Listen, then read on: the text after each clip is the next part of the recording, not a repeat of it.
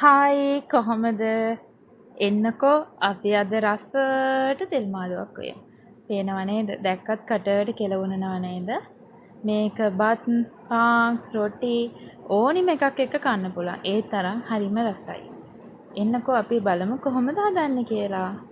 අද මම ඕගොල්ලන්ට කියලා දෙන්න යන්නේ තෙල් ගෙඩියක් තෝරගන්නේ කොහොමද කියලා. මේක මට තාත්තා ගෙනත් දුන්නේ. මම දන්නවා මේ ගෙඩිය හොඳට පැහිලා කියලා. එන්නකෝ මම ඕගොල්ලන්ට කියලා දෙන්න හොඳට පැහිලා කියලා අඳුන ගන්න විදිය. මෙන්න මේ විදියට කට්ට හොඳට තුනී වෙලා තියෙන්න ඕනේ. කටු ගතිය තියෙනවා නම් ඒ ගෙඩිය පැහිලා නැහැ. හොඳට පිම්මිච්ච ගෙඩියක් නම් තමයි වඩාත් හොඳ. ඒ වගේම මේ දෙල් ගෙඩියට හොඳට තට්ටුවක් දැම්මට පස්සේ රබානක සද්ද වගේ ටිකක් ඇහෙනවා නම් ඒ දෙල් ගෙඩිය හොඳටම පැහිලා. මේක දන්න අයත් ඇති. මම නොදන්න අයට දැනගන්න තමයි ඔන්න මම මේක කියලා දුන්නේ. දැන් මම යන්නේ දෙල් ගෙඩිය කපා ගන්න. මම වතුර එකකට කහ දාලා අරන් තියනවා. කහ දාගන්නේ ඇයිද දන්නවද? තෙල් කියන්නේ හරි ඉක්මනින්ම කහට පිපෙන දෙයක්. ඒකෙන්ද තමයි මම කහ වතුර එකකුත් ලෑස්ති කරගත්තේ. මේක කපන එක ඉතින් දන්න අයට නම් හරිම ලේසි. නොදන්න අයට දැනගන්න තමයි මම මේ දේවල් කියලා දෙන්නේ. දන්න අය මේ ටික ස්කිප් කරලා බලන්න. දැන් මේ විදිහට දෙකට මැදින් හරි පරිස්සමට කපා ගන්නවා.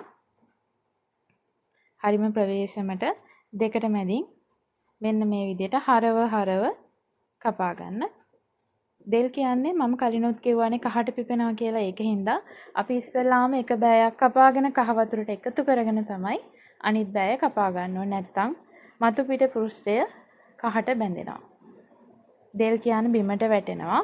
ඒ බිමට වැටෙන පැත්ත මේ වගේ කළු තලා වෙලා යනවා. අපි ඒක ඇල්ල අයින් කරන්න ඕනේ. අපි කපද්දි බලමු කොහොමද අයින් කරන්නේ කියලා. දැන් තියෙන්නේ හරිම ලේසි පාර්ට් එකක්. මෙන්න මේ විදිහට කොළ පාට මතු පිට යනකම් අපි මේක රැහැ ගන්න ඕනේ. මේ විදිහට හරිම ප්‍රවේශමට රැහැ ගන්න. ටිකක් ලාවට රැහැ ගන්න. ඉතින් අපරාධේ ලොකුවට කැපිලා ගියොත්. දැන් මෙන්න මේ විදිහට මම හොඳට රැහැ ගත්තා. මේ වගේ තැන් තියෙනවා නම් කපලා අයින් කරගන්න පුළුවන්. දැන් අපි මේ දෙල් ගෙඩිය කපමු. දැන් මම මේක නැවතත් දෙකට මැදින් කපා ගන්නවා. මෙන්න මේ ආකාරයට දෙකට මැදින් කපා ගන්නවා. ප්‍රවේශමෙන් කපන්න පිහියලිස්සුවොත් අත කපලා යන්න පුළුවන්. දැන් මේකත් මම නැවත දෙකට මැදින් කපා ගන්නවා. දැන් මෙන්න මේ නාරටි කොටස අයින් කරන්න ඕනි. හරිම ලේසි. V shape එකට දෙපැත්තෙම මෙහෙම ඇලේට කපාගෙන මැද කොටස යා කරගන්න තමයි තියෙන්නේ. මේ බලන්නකො මෙන්න මේ ආකාරයට. මෙන්න මෙහෙම කපා ගන්නවා. හරිම ලේසි දෙයක් තියෙන්නේ. කැපිලා මදි කියලා හිතනවා නම් තව චුට්ටක් මෙන්න මේ පැත්තෙන් අයින් කරගන්නත් පුළුවන්. දැන් මේ කෑල්ල හරි. මෙන්නකො මම තව එකක් පෙන්නන්න. මෙහෙම දෙපැත්තෙන් මේ ආකාරයට ඇදයට කපා ගන්නවා. ඊට පස්සේ ඒ දෙක යා වෙනකන් මෙහෙම කපා ගන්නවා. මේ තියෙන්නේ. මෙන්න මේ ආකාරයට තමයි තියෙන්නේ.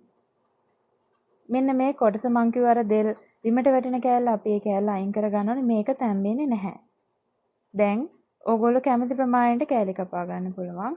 මං කියවනේ මේක මට තාත්තා ගෙනත් දුන්නේ. මම දන්නවා මේ ගහේ දෙල් හොඳට තැම්බෙනවා කියලා. ඕගොල්ලෝ කඩෙන් ගන්නවා නම් පොඩියට කපා ගන්න. මොකද තැම්බෙන අඩු වෙන්නත් පුළුවන්. දන්න ගහක නම් ටිකක් ලොකුවට කපා ගත්තට ප්‍රශ්නයක් නැහැ. දැන් කපන එක මතක ඇතුව කහ වතුරයකට එකතු කරගන්න. මේ ආකාරයට කෑලි කපා ගන්නවා. මම නම් දෙල් කෑලි ටිකක් ලොකු වෙන තරමට කැමතියි. මේ විදිහට වතුරයකට එකතු කරගන්න. දැන් නැවත වතාවක් අර කෑල්ලත් මෙහෙම දෙකට මැදින් කපාගෙන අර විදිහටම කෑලි ටික අයින් කරගෙන පොඩියට කෑලි කපා ගන්න තමයි තියෙන්නේ. මෙහෙම අර කළු තලා වෙච්ච කෑලි එකතු කරන්නේ නැහැ. ඒවා අයින් කරගන්න. දැන් හරිම ලේසි නේද? ඔන්න නොදන්න කෙනෙක්ට මම දැනගන්න තමයි මේක ඇත්තටම එකතු කරේ. මම දන්න අය ඉන්නවනම් ස්කිප් කරලා බලන්න. දැන් මම මේ ආකාරයට බෑයක්ම කපා ගත්තා. ඕගොල්ලන්ට මේ ටික ඇති නම් අරක ලන්ච් කොලේක ඔතලා ඊළඟ දවසේ පාවිච්චියට ගන්නත් පුළුවන්. නැත්නම් ඒකත් කපලා උඩ ඩිල් බීසරේ දාලා පාවිච්චිට ගන්නත් පුළුවන්. දැන් මම මේකත් කපා ගන්නවා. මොකද මම අද ගෙඩියම හදනවා. මේ බලන්නකෝ. කහ වතුර එකතු කරගත්තට පස්සේ මේවා කහට පිපෙන්නේ නැහැ. මේ බලන්න හොඳට තියෙනවා. මෙන්න මේ ප්‍රමාණ කෑලි තමයි මම අද කපා ගත්තේ.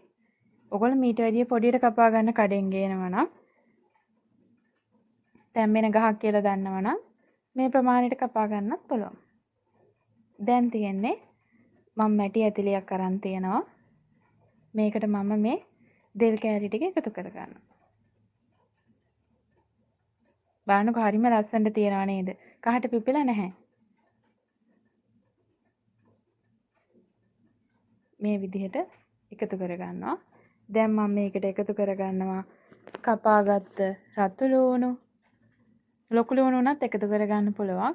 රතු ලුණු එකතු කරගත්තාම රසයෙන් වැඩි. දැන් මම අමිරිස් ටිකක් කපාගෙන එකතු කරගන්නවා. කුරුඳු පොතු කෑල්ලක් එකතු කරගන්නවා. රම්පි කෑලි දෙක තුනක් එකතු කරගන්නවා. කරපිංච ටිකක් එකතු කරගන්නවා. මම මේකට සුදු ලුණු එකතු කරගන්නේ නැහැ. මොකද මම තෙල් දාදී සුදු ලුණු එකතු කරන හින්දා. දැන් මම මේකට කහ ටිකක් එකතු කරගන්නවා. තුන පහ ටිකක් එකතු කරගන්නවා. මම ගෙදර බැදපු තුන පහ තියෙන හින්දා බැදපු තුන පහ එකතු කරන්නේ. එහෙම නැත්නම් අමු තුන පහ වුණත් එකතු කරගන්න පුළුවන්. මිරිස් කුඩු ටිකක් එකතු කරගන්නවා. දැන් මම මේක මිරිසට තමයි අද තියාගන්නේ. ඔයගොල්ලෝ කැමති නම් දී කිරින් උනත් තියාගන්න පුළුවන්. ඒකින්ද මම වතුර ටිකක් එකතු කරගන්නවා. ඊට පස්සේ මම මේක ලිපේ තියලා රත් වෙන්න අරිනවා. ඇත්තටම මේ දෙල් ගෙඩිය හරිම ඉක්මනින් තැම්බෙනවා. එහෙම තැම්බෙන්නේ නැති ඒවා කියලා හිතෙනවා නම් ඕගොල්ලෝ උණු වතුර ටිකක් එකතු කරගන්න පුළුවන්. වතුර ටික හිඳුනොත් දැන් මම මේක වහලා ලිපේ තියාගන්න. විනාඩියක් දෙකක් ගියාට පස්සේ මම හිමීට මේ ටික කලවම් කරගන්නවා. ප්‍රවේශමෙන් කලවම් කරගන්න. තැඹිලා එහෙමනම් පොඩි වෙන්න පුළුවන්. ඔයගොල්ලෝ මෙහෙම තම්බගෙන යද්දී තැඹෙනව මදි නම් උණු වතුර ටිකක් තව එකතු කරගන්න පුළුවන්. මම නැවත වතාවක් පොඩි වෙලාවක් වහලා තියාගන්නවා. මේ බලන්නකො විනාඩි 5කට විතර පස්සේ මගේ දෙල් ටික හොඳටම තැම්බිලා තියෙන්නේ. මං කිව්වේ මේ දෙල් ගෙඩිය හොඳට තැම්බෙන වර්ගයක්. මෙන්න මේ විදිහට මම කඩලා බලනවා. රස්නේ පිච්චෙනවා. මේ බලන්නකො. හොඳට පිටි වෙලා තියෙන්නේ. දැන් මම මේකට හොඳ උකු පොල් කිරි ටිකක් එකතු කරගන්නවා. ඕගොල්ලෝ කැමති ප්‍රමාණයට කිරි එකතු කරගන්න පුළුවන්. හොදි ගතියට අකමැති නම් කිරි පොඩ්ඩක් අඩුවෙන් එකතු කරගන්න. මම කිරි ටිකක් වැඩියෙන් එකතු කරලා තව ටිකක් හොඳට ඉදව ගන්නවා. එතකොට හොඳ උකු ගතියකට එනවා. දැන් මම ප්‍රවේශමෙන් මේ ටික හැඳිගා ගන්නවා. ඔයගලන්ට කියන්න බැරි වුණා මම අතනදී ලුණු එකතු කරගත්තේ නැහැ. දෙල් හරිම ඉක්මනට තැම්බෙනවා ලුණු එකතු කරගත්තේ නැති වුණාම. දැන් තමයි මම ලුණු එකතු කරගත්තේ. මොකද මගේ දෙල් එක හොඳට මේ තැම්බිලා තියෙන්නේ. ඔයගොල්ලොත් මතක ඇතුව ලුණු එකතු කරගන්න එපා. තැම්බුණාට පස්සේ ලුණු එකතු කරගන්න. රසයේ කිසිම අඩුවක් වෙන්නේ නැහැ.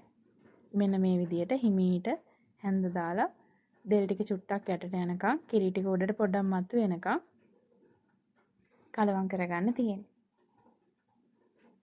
දැන් මම තෙම්පරාදුවක් හදා ගන්නවා මේක මම තාච්චියක් ලිපේ තියාගෙන තෙල් ටිකක් එකතු කරගන්නවා.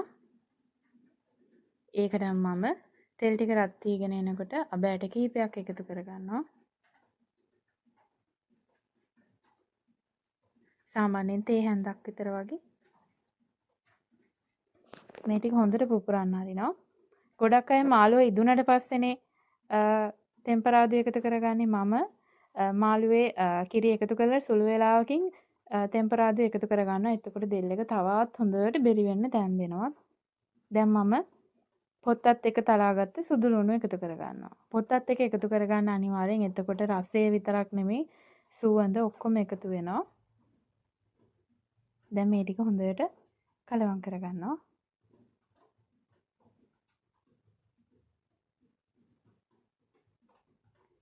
ඊට පස්සේ මම එකතු කරගන්නවා ලුණු කීපයක් මම මේ වෙලාවේ එකතු කරගන්නේ ලොකු ලුණු ගෙඩියකින් කාලක් විතර වගේ වෙන්න. ලුණුත් එකතු කරගන්න ටෙම්පරාදුවට. එතකොට ඇත්තට මේක වෙනම රසයක් එකතු වෙන්නේ. ටෙම්පරාදුවක් හදද්දී සාමාන්‍ය ගින්දර මට්ටමින් පවත්වාගෙන යන්න නැත්නම් කර වෙලා යන්න පුළුවන්. මම කරපිංච කොළ කීපයක්වත් එකතු කරගන්නවා. දැන් මම මේකට මේ වෙලාවේ කෑලි මිරිස් පොඩ්ඩක් එකතු කරගන්නවා. කෑලි මිරිස් අන්තිමටම එකතු කරගන්න. දැන් මේක හොඳට කලවම් කරගන්න තමයි තියෙන්නේ. දැන් ඉතින් අපේ ටෙම්පරාදුව ලෑස්ති. ටෙම්පරාදුවක් දාගන්න නම් ගොඩක් අය දන්නවා. නොදන්න අයට දැනගන්න කියලා දුන්නේ. දැන් මම මේ ටෙම්පරාදුව අර කිරි පැහෙන දෙල් එකට එකතු කරගන්නවා.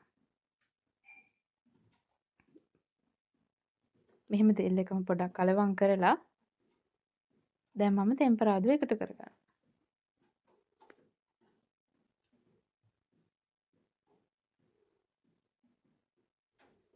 ඔයගොල්ලෝ මෙහෙම කලින් ටෙම්පරාදුව එකතු කරගෙන බලන්නකෝ දෙල් එක හොඳටම තැම්බෙනවා. මේ විදිහට කලවම් කරගෙන දෙල් එක තව ටික වෙලාවක් ඉදව ගන්න තමයි තියෙන්නේ. මේ බලන්නකෝ. දැනටමත් හොඳ උකු ගතියක් එකතු වෙලා තියෙන්නේ. කෑලි ලොකුවට තියෙනවා. හරිම ලස්සනට තියෙනවා. ඕගොල්ලොත් මේ විදිහට දෙල් එක හදලා බලන්න. ලුණු බලන්න. ලුණු මදි නම් ලුණු ටිකක් එකතු කරගන්න. මෙන්න මේ විදිහට තමයි ටෙම්පරාදුව දැම්මහම එන්නේ. මට ලුණු පොඩ්ඩක් මදි කියලා හිතුණා. මම තව ලුණු ටිකක් එකතු කරගන්නවා.